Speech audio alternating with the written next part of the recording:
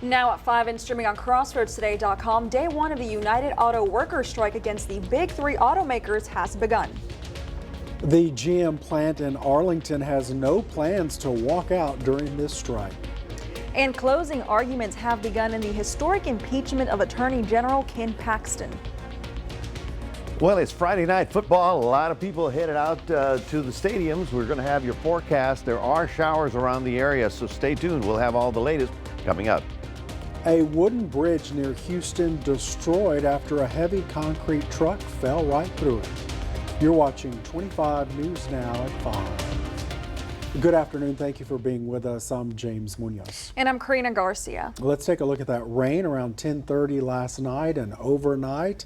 This is from Parker Cox, our morning meteorologist. Do we have the rain video? There it is. You got to see it because it's been so long. Mac, are we in for more rain and when? Well, it was a sight for sore eyes last night when the thunderstorms moved through the area. We've got some good totals around, exactly what we need. We just need about an inch of rain here and an inch of rain there, and then we'll be all right. But it's Friday night. Here's the city, and here are the football stadiums. That's Yoakum, that's Industrial, and that's Bloomington. Now, we've got a big line coming right here. This is going to skirt the areas south. We also have this big line coming out of Nixon, going to be very close to Cuero. So you're going to get some thunder showers around the area today, but by tonight, they should decrease once the sun goes down. And then more showers are expected as we get into Saturday and Sunday. So coming up a little bit later on, we'll be telling you more about your weekend forecast in just a moment. James, Karina, back to you. Family members are concerned for a 40-year-old woman last seen Wednesday night. Sarah Ramon lives in Corpus Christi but has ties to Bloomington. Family members say she left with a friend for a drive and never came back. She was last seen in the 4400 block of Nesbitt Drive in Corpus Christi September 14th. Ramon was entered into the National Database of Missing Persons. Last Thursday, September 7th, VPD responded to a shooting in the 7600 block of North Navarro at 3:20 in the afternoon. The shooting incident reportedly happened in an SUV and was labeled as accidental. A 3-year-old child was sent to an area hospital where they currently remain in critical condition. And so here's your viewer poll this afternoon. Scan that QR code on your screen to vote now. The question is, do you feel safe in your community? Yes or no? We want to hear your opinion on this. Come to crossroadstoday.com/vote to take part, and we're going to have an update on 25 News Now at 6. A court hearing for 4 former baseball players in the Industrial ISD was reset to December 19th. The 4 former students are accused of assaulting a player following a baseball game April 27th. They're indicted on charges of organized criminal assault. Thursday, just before 4 p.m., Victoria Care Animal Services was called to the area of Southwest Ben Jordan Street and Bottom Street for a horse in distress. Animal Services made contact with the owner of the horse, and he arrived on scene. The owner was told he needed a veterinarian to provide care for the horse. Victoria Police say due to the severe condition of that horse and at the owner's request, it was determined to put the horse down right there and then to end its suffering. Animal Services says carcass removal is the owner's responsibility. For the first time in history, union workers are on strike against all big three automakers. The UAW union failed to reach an agreement with the companies. Now workers are joining the picket lines. We are the union! We are the union! Strikes underway as the clock ticks past the midnight deadline to close the deal. I could be at home, I could be with my family. I could either have another job if I wanted to, but instead I'm out here with my brothers and sisters so we can get what we need to survive. Of the union's 145,000 members, nearly 13,000 are on strike Friday, part of a targeted action at 3 select plants in Michigan, Missouri, and Ohio. This strategy will keep the companies guessing. The union is asking for ambitious raises in wages, benefits, and job protections for members. Ford CEO Jim Farley saying Thursday the company can't afford those demands. They could double our wages and they could not raise the price of vehicles and they would still make billions of dollars. company CEOs defending their proposals. We have a very compelling offer on the table. I'm very frustrated because I think we had an offer that resonates with our people. It's a historic offer. I have to say we've never seen what we've seen in 80 years of working with the UAW. And Stellantis saying we are extremely disappointed by the UAW leadership's refusal to engage in a responsible manner to reach a fair agreement in the best interest of our employees, their families, and our customers. The UAW says it will not negotiate with automakers today. Meanwhile, the Arlington GM plant, which is home to 5,000 North Texas workers, has no current plans for walkouts. Union officials tell WFAA they're preparing for the worst and expect to be called up anytime to join the strike. Signs have been made and booths have been set up in anticipation the Arlington plant will be called to strike. The Arlington plant is responsible for 35% of GM's profits. The state Senate has begun deliberations over whether impeached Republican Attorney General Ken Paxton should be removed from office. Paxton faces 16 articles of impeachment over allegations that he abused his power to protect a donor who was under FBI investigation. That's going to be Nate Paul. The three-term incumbent has denounced the impeachment as politically motivated. Defense attorneys called 4 of Paxton's current employees who testified they have seen Paxton do nothing wrong and are proud to work for him. He may claim to be one of us, but unlike the public servants here today, he has no regard for the principles of honor and integrity. He has betrayed us and the people of Texas, and if he's given the opportunity, he will continue to abuse the power given to him. Paxton was suspended from office when he was impeached. If senators convict him on any of those 16 articles of impeachment, he's permanently removed. If acquitted, he can return to his job. The Texas Tribune has the latest update on the Ken Paxton impeachment trial. The state Senate has exited the floor to begin deliberations now that lawyers on both sides have completed their closing arguments. You can watch the Texas Senate impeachment trial of Ken Paxton live on crossroadstoday.com. North of Houston, a massive loaded concrete truck crushed a wooden bridge in Montgomery County. Here's how it happened and how it affected a nearby community. I was like, oh my goodness. It's a neighborhood spectacle. A mess. All of a sudden I was like, wow. First responders and law enforcement, It's like, what happened? gotten out of the ordinary call. The bridge is completely gone. A bridge, clearly marked with a 4-ton weight limit, was crushed. Then I seen the truck and it was just insane. A concrete truck sunk right in the middle. They say you could put 2 cars on there, but everyone always just go one at a time. I can't believe he thought it would be okay. It was kind of a rickety bridge. According to the Texas Aggregates and Concrete Association, a loaded concrete truck weighs around 20 tons. That looks like it's definitely more than 4 tons. This truck does have concrete in it, and some of it leaked into the water below. Hazmat teams are on hand in case the water or sewer lines next to the bridge end up damaged. Residents say it's a hassle to lose the bridge, but it does not block anyone in. I live on this side of the bridge and my mom lives on the other side and she babysits him. And so now I'll have to go around each time. We called Nelson Concrete, the company name on the truck. They hung up when we identified ourselves. The driver is okay, according to law enforcement, and is working with investigators. The DPS says it cannot cite the driver because the bridge is privately owned. The Homeowners Association is talking with their attorneys. The fall sweep cleanup last Saturday was a success. More than 300 volunteers showed up to pick up more than 200 bags of trash. Now it's on to phase 2. Phase 2 of Queen City Neighborhoods cleanup will take place Saturday, October 21st from 9 a.m. to 11 a.m. at Will Rogers Park on 1108 East Warren Street. Teams will help residents move large items and tree limbs to curbs for pickup. 25 News Now weekend sports anchor Zach Brown has a preview of our game of the week in Yoakum. Guys, our game of the week will be right here in Yoakum and feature 2 teams from the Crossroads area. But first, for the visiting Calhoun Sandcrabs, who are coming off a 26-17 win over Sinton.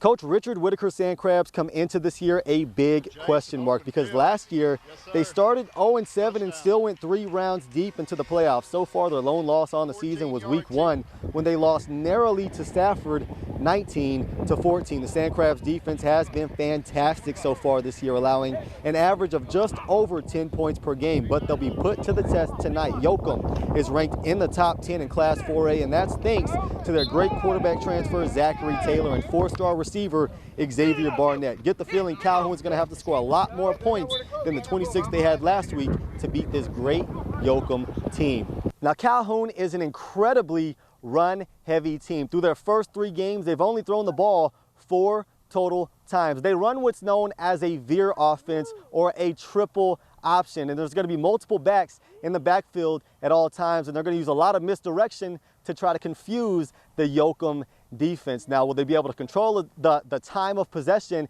and keep that Yoakum offense off the field? I guess we'll see tonight. We'll have more from this game at 6. Reporting live, Zach Brown, KVUE-TV 25 News Now Sports.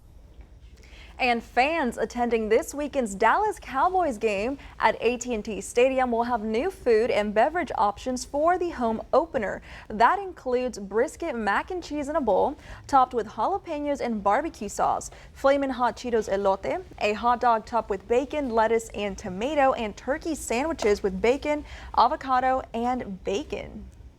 Wow. We have tons of variety for everyone, something for every taste, every craving. You know, we have our Pepsi platform, which is what we call our sweet treat destination. And you can go up there, you can get Bluebell ice cream, and you can have that made into a float, a sundae. The new menu launches this Sunday when the Cowboys host the New York Jets. Doesn't that make you hungry? It does. Those nachos look amazing. Mac and cheese and a brisket. I'm a nacho that got connoisseur. me. I don't like to count them. I like them in a mountain. I like that. Remember to subscribe to our YouTube channel, Crossroads Today. Hit the like button and click the notification bell. Stay with us. A judge found a 51-year-old man guilty in the murder of a 10-year-old child in Iowa. Also ahead, patients with PTSD may soon be able to use MDMA therapy to help with their treatment.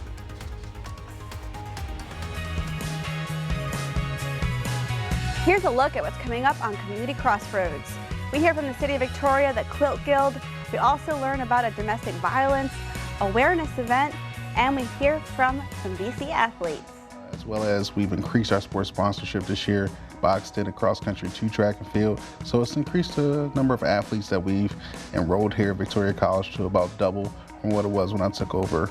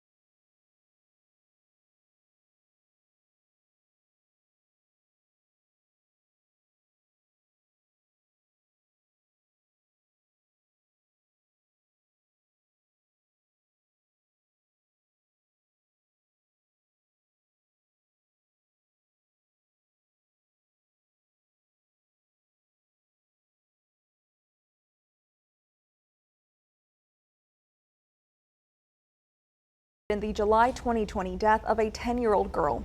Today, a judge found 51-year-old Henry Dinkins guilty of first-degree murder and first-degree kidnapping related to the girl's death. She disappeared in Iowa with her body found by fishermen months later. Prosecutors said Dinkins was a registered sex offender who assaulted the girl, then shot her so she wouldn't tell anyone. He faces a mandatory sentence of life without parole on both charges.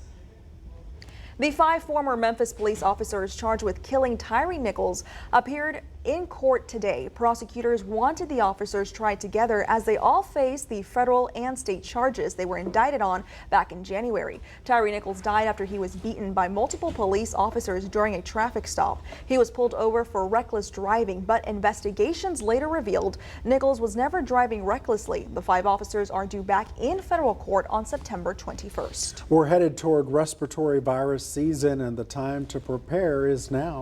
While illnesses like the flu and RSV tend to start spreading in October, there's already a rise in some sicknesses starting. The symptoms are similar, so if your child gets sick, it can be hard to know if it's COVID-19, the flu, RSV, or a cold. Cough, congestion, runny nose. Those are common symptoms to all 4 of those viruses. Dr. Andy Shane with Children's Healthcare of Atlanta says there are ways to help distinguish between the illnesses. First, look at how quickly symptoms start. RSV and COVID are more gradual, usually in symptom onset, and may start with a runny nose and then progress to other symptoms. While COVID-19 is the current virus of concern, with nearly 19,000 hospital admissions the past week, RSV levels are starting to pick up in the South, with small increases in the west and middle of the country. Loss of appetite is classically something that we associate with RSV, but of course, loss of appetite can be associated with a lot of other infections as well. RSV symptoms may also include coughing, sneezing, fever, and wheezing. Colds usually peak within 2 to 3 days with cough, sore throat, runny or stuffy nose, watery eyes, and sneezing. COVID-19 may include symptoms of cough, brief episodes of fever, shortness of breath, abdominal pain, and fatigue. And flu symptoms may include fever, chills, headache, runny nose, nausea, and fatigue. If a parent is concerned about a child, then that is usually an indication that additional care needs to be sought. For Health Minute, I'm Mandy Gaither. Patients may soon be able to use the psychedelic MDMA to help treat post-traumatic stress disorder. While it's still illegal, MDMA or ecstasy combined with talk therapy has proven effective in reducing symptoms of PTSD. The company behind the prescription psychedelic hope it's enough evidence to convince regulators to legalize it. This treatment was granted a breakthrough status by the FDA in 2017, which fast-tracks the development of promising experimental drugs. If approved, it would be the first new treatment for PTSD in more than 20 years. Today is Hispanic Heritage Month. It runs from September 15th to October 15th, a period that covers the Independence Day for several Spanish-speaking countries. This month is a time to celebrate the histories, cultures, and contributions of Hispanic people living in the U.S. The celebration dates back to 1968 when it lasted a week. Thanks to a law signed in 1988 by then President Ronald Reagan, it's now a month. And for some of us, it lasts even longer than that. Anyway, good afternoon, everyone. It's Friday night. We do have some thunderstorms around the area. There's Yoakum right there. There's a football game there, and there's a thunderstorm just south of it. You see it right there. Another one coming at us from the west. Also, we've got a stadium here in the industrial area and in Bloomington. So far, we're watching this activity, so there will be scattered showers around the region. The good news, they're going to settle down once the sun goes down. So we'll talk more about your weekend outlook coming up in just a moment.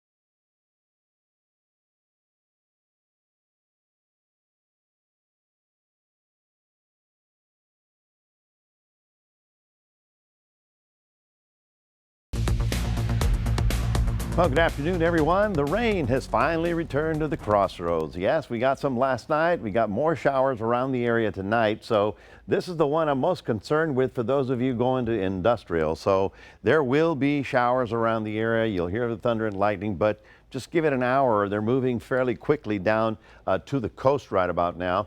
Game of the week is in Yoakum. We're looking at the Calhoun Sand Crabs and the Yoakum Bulldogs at Yoakum Stadium. Scattered showers is the forecast. Winds east at 4:15. Game time temperature at about 84. This was the stuff that came through last night. You can see how we did have some spotty areas that had a little bit heavier rain. Here's a good analysis from the Coco Ross folks, and thank you to all the volunteers.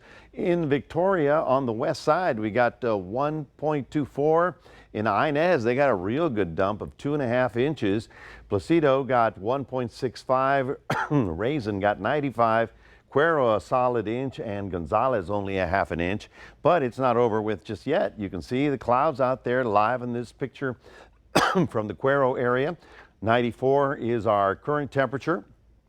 We did manage to get up to about 96, I believe was a high today, but it's getting closer and closer to our average rainfall totals. There you see the little frontal system that's causing all of the shower activity. In addition to that, we have that area of low pressure. All of those are drifting over our area. As a result, our rain chances are going to be up, and they're going to be good for tomorrow and good again by Sunday. By Monday, it does settle down. Now you're thinking, well, why is it raining for my weekend? Well, you know, think of all those hot summer weekends where we couldn't even go outside because it was too hot. This time, we're just going to be looking at spotty rain showers on and off during the day.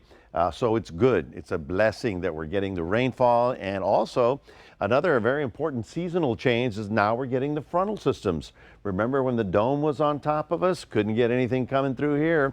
Well, all of a sudden, the frontal systems are coming down, bringing fall-like weather to much of the country. And of course, we're going to be under the gun for the rain. Here's the highs that were observed today while we're still on the warm side. 90 to about 100 degrees. Look at that, 82 in Dallas and 84 out in Midland. Now forecast highs pretty much the same for tomorrow, still in the 90s as far as we're concerned, but let's go out to the Atlantic. Here is Lee. Lee is weakening, not a powerful storm.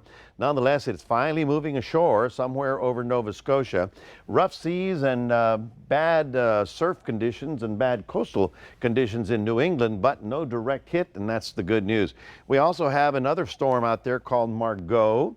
And then we have another one. This is disturbance number 15, which will likely become Nigel. Thank you very much for that. I blanked on that because Nigel is not a word I use very often. That will be developed, but also, again, we're still on the good side. These storms are staying in the Atlantic. So your day planner for those of you in Port Lavaca tomorrow morning, we're getting up at 79, looking for cloudy skies and shower activity, getting up to only 87 because of the cloud cover and rain. For Cuero, we start off at 77. Thunderstorms expected during the day inland, high of only 88 degrees. So yes, it's a weekend, but we have alert days for Saturday and Sunday because of the little front and the shower chance. By Monday, we'll be back to the sunny, hot, and humid situation. The temperature is staying in the low 90s. Again, the good news, no 100s. That's your 7-day forecast. And now we want to remind everybody we do have a QR code. We'd love for you to scan that and put Crossroads Today on your phone. Here's James and Karina. That was great teamwork, Mac. Thank you. Coming up next on 25 News Now at 5, your stocks. In business news, cereal is still losing its star status at the breakfast table.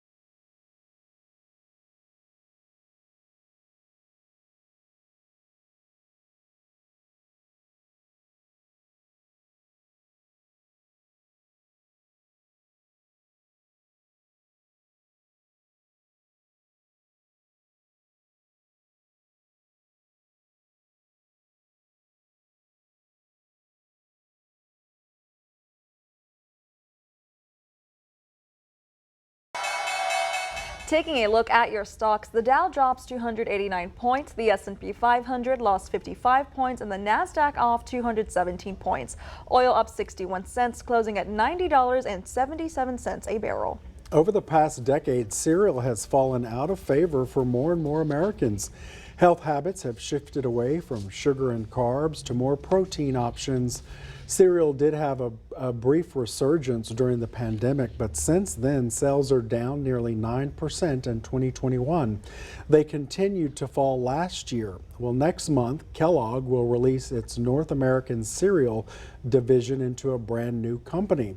This move allows top management to put more of a laser focus on the grocery store snack aisle. Do you have a favorite cereal? Oh gosh, name one. I like them all. Fruit Loops was mine. Honeycomb. And I want to know what your favorite cereal is. Come to our Facebook and message us. I would love to hear those. And stay with us. We'll take one last look at your forecast. Plus, a Florida gator with the top half of its jaw missing was rescued in Florida. And here's a look at 25 News now after World News Tonight. Tonight, the massive storm churning to the north, where millions are bracing for extreme wind and rain. Plus, the charges against President Biden's son. What happens next? More Americans turn to the most watched newscast on television. World News Tonight with David Muir.